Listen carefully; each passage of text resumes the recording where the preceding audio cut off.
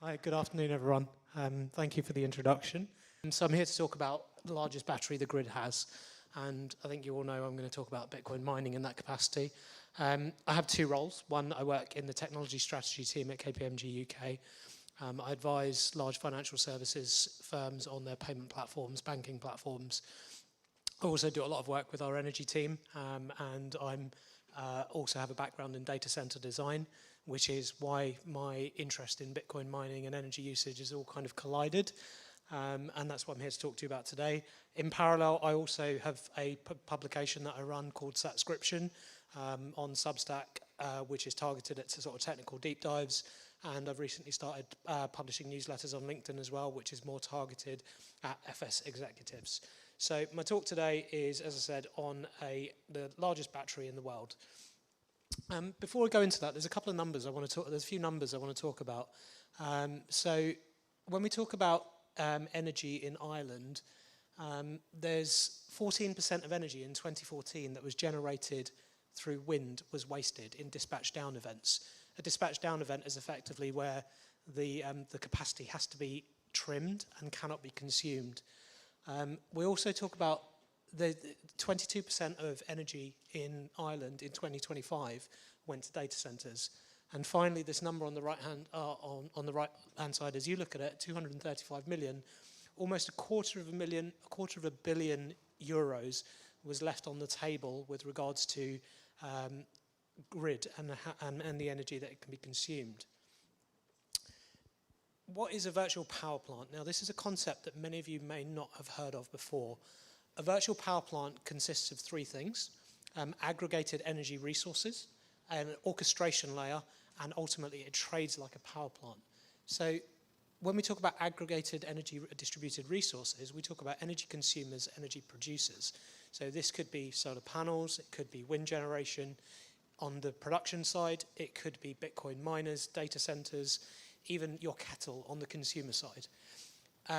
When we talk about the orchestration layer, so the dispatcher and software, we're talking about very standard protocols. So there's IEEE protocols around how this should be designed.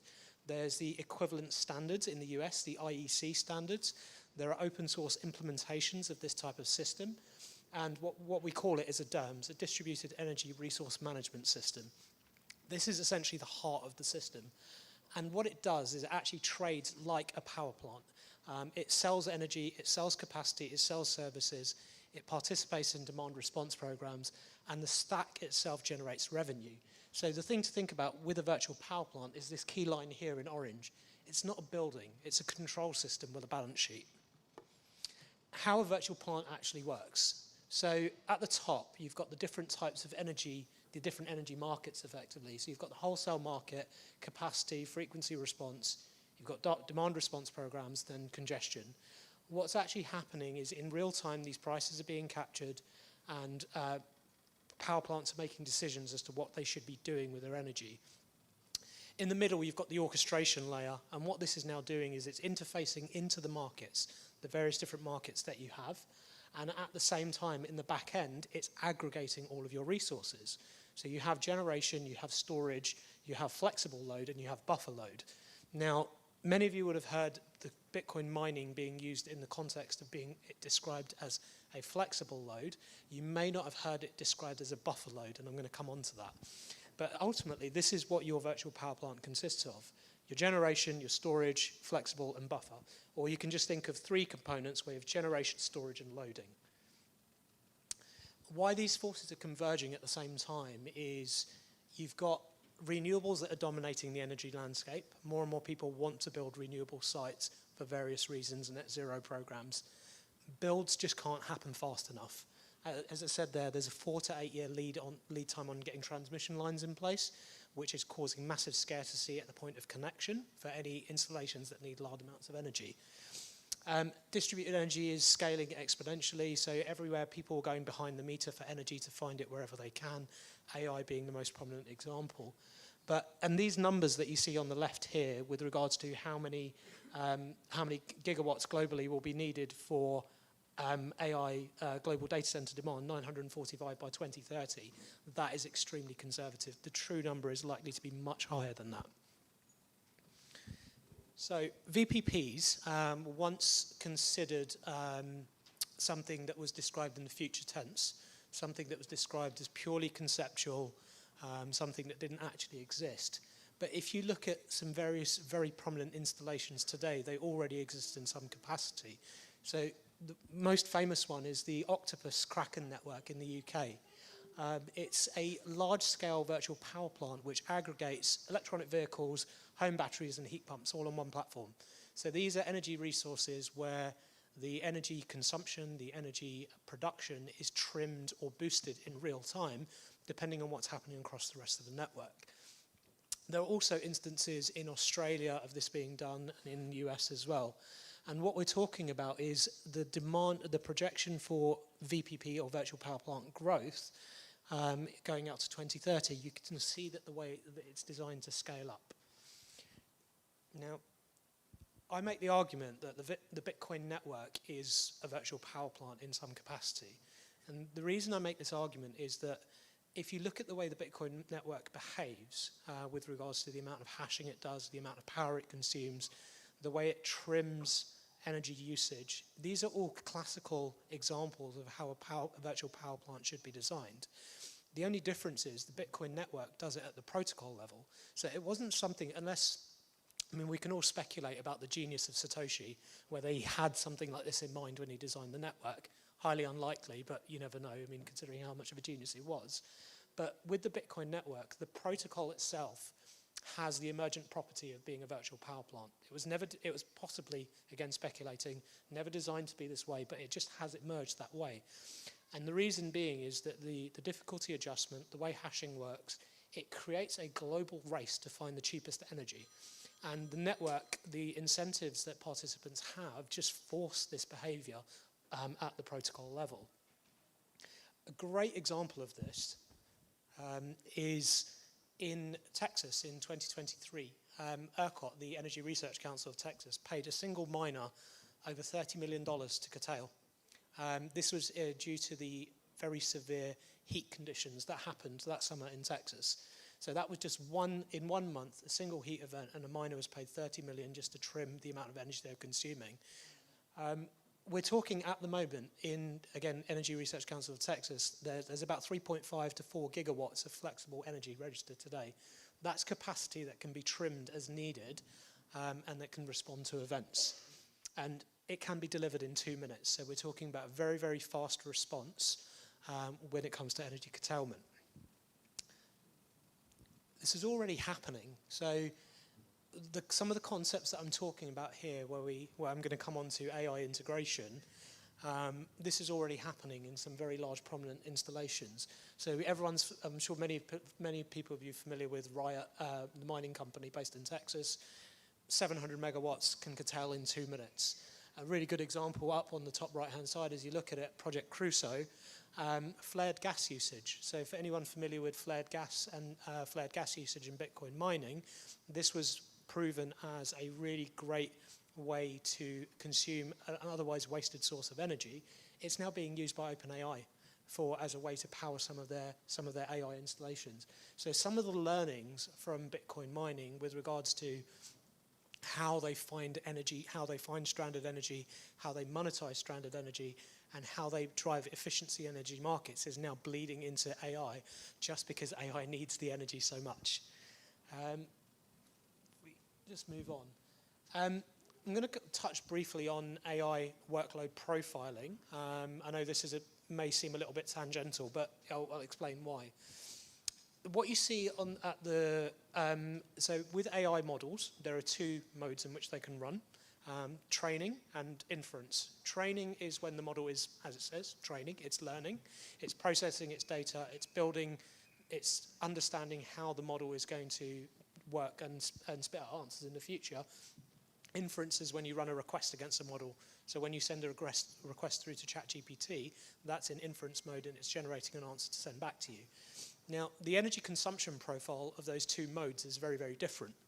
What you see on the screen here is training, so when a model is learning, but it's not a ramp as you would expect it to be. It's actually constant step changes. So you can see the graph at the bottom shows that the energy is constantly modulating up and down as it ramps up, ramps down. And what this training cluster is doing, this is based on Meta's training cluster, the Llama cluster that they trained a while ago. This is based on the data that Facebook released. And what they found was that this is how the energy usage of the model actually behaves. You see these step changes where you have these huge swings of energy usage. Now, what Meta found was this is a problem. You need to do something with this, because in order to, if anyone's familiar with electrical design, managing this type of fluctuation in energy usage is very, very difficult. So Meta had a big problem with this. But this is exactly how a training workload will behave. When we go to inferencing, so when you run a request against ChatGPT, that's not something that you're going to wait for. That's something that you want as quickly as possible. So it's not the type of workload that can be interrupted. It's the type of workload that you just need to let run through to conclusion.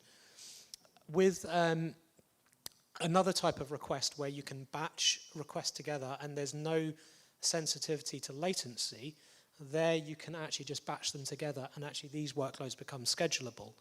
And the reason why this becomes important is here. You start to, if you think about the profile of Bitcoin mining and how it is beneficial to energy generation, you start to see certain emergent properties from it. So for example, if you see on the left-hand side the dimensions, we talk about curtailment response, SLA impact, restart costs, flexibility and cost of curtailment. Bitcoin, typically you can curtail in 60 seconds or less. There's no impact on service level agreement, on SLA, because it's completely stateless, easily interruptible. No cost with regards to restart, and it's totally fungible. Hash power is hash power. It doesn't matter where it's provisioned, it's all totally fungible. And the cost of curtailment, we're talking $30 to $80 per megawatt. Now, with training for AI, you can curtail, but you have to checkpoint, because if you think about if your computer at home is in the middle of an operation, you can't just switch it off. It has to go through a shutdown process, and what that's doing is effectively bringing it into a state where you can shut it down. AI training is exactly the same. If you can checkpoint it, you can use it to mitigate energy fluctuations. Inferencing, user-facing, so as the example that I used when you run a request against ChatGPT, you can't do anything with that. That just has to be allowed to continue. You can't interrupt that. Batch, you can, because you can schedule it and you can dispatch it whenever necessary. Now, if we go to what Bitcoin operators already have, this is the learnings that have developed in the Bitcoin mining industry over the last almost 20 years. Firmware is designed to actually curtail miners as needed. So anyone that's in the mining industry, they'll be familiar with some of the firmware adjustments that have made. Stateless restart is default. You can switch a miner off without any consequences and just bring it straight back up. There's no problems at all. You can carry different types of workload in your mining operation, so different mining pools with different hardware profiles. And ultimately, the valuable real estate is where the energy is. Bitcoin miners will go wherever there is cheap energy available. So what this brings us to is an integration which you can call a super virtual power plant, because what you're now doing is integrating your PV array, aka your solar array. You have wind generation, you have battery storage, which is all connected via a single interconnect into your grid. You have your orchestration layer, which sits in the middle and manages all of your resources, connectivity to your grid, and then underneath it you have the different types of workload. So the ones that I described going left to right, where we talk about tier 1 to 4, in a prior Bitcoin mining installation, you would only have your Bitcoin miner operations, and that would be your complete flexible load. What you've now done when you go down this route of integrating with AI is you've effectively created a priority stack for different workloads. And at the very front of that stack is your user-facing inferencing. So again, the example that I use is sending a request through to ChatGPT. Can't interrupt it, has to be allowed to run. So that becomes your base load in your new environment. Your semi-flex load, your tier 2, is your training request to your model, where you can You can checkpoint and you can shift workloads around. You then go to your flex workload, which is your batch processes and the things that you can run asynchronously. And finally, you have your buffer workload, which is your Bitcoin mining. So what you've done is just reprioritize Bitcoin from one end to the other, and you can now use it to manage these these small fluctuations that happen inside the data center. And then what that brings us to is when you start talking about stressed events, or revenue operations, each of the layers of your stack responds to a specific signal. So if you need something, if there is an opportunity for wholesale arbitrage in the market based on wholesale price signals that are coming into your operating system, it's your battery system that delivers the response to that. It either goes into charge or discharge mode to very quickly respond to these price signals. If it's something that you need to respond to in the frequency markets, it's your Bitcoin miners that involve. It's your buffer that actually trims, that allows that capacity to be released. If there's something that you need to do to avoid curtailment and you need to reschedule, then it's your batch work, your async work that you can reschedule. If it's something that's in the capacity markets where you need large releases of energy, where there is big capacity demand at a certain price point, then it's your training workloads that need to be checkpointed, halted cleanly, and then have that capacity released. And then finally, if you need to do a complete shed of everything, that's when you trim everything other than just your forward-facing inferencing. What that means is you've gone from a 500 megawatt site down to something that can run at 150 megawatts and shed 70% of its energy consumption in the order of minutes. So you think about some of the large Bitcoin mining operations where they're shedding megawatts, or over minutes as mining clusters are brought down. We're now talking about a integrated mining and AI data center which can shed 70% of its energy usage in a few minutes. And what that essentially does is it takes what was once considered the largest energy consumer on the grid, and it turns it into the most valuable flexibility asset. Now, the key thing to call out here is the line at the bottom, which is Bitcoin built the rails, AI is the customer that pays to scale them. And the reason why I say that is because the mining operations, we've all seen the multiple mining companies that have pivoted towards AI recently, but that we shouldn't consider that a bad thing.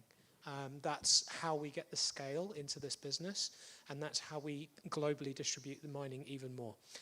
If you have any questions around any of the things I've talked about, I've left both my email addresses there, so you can contact me through KPMG or Subscription. But yeah, thank you for listening. Hope you enjoyed the talk.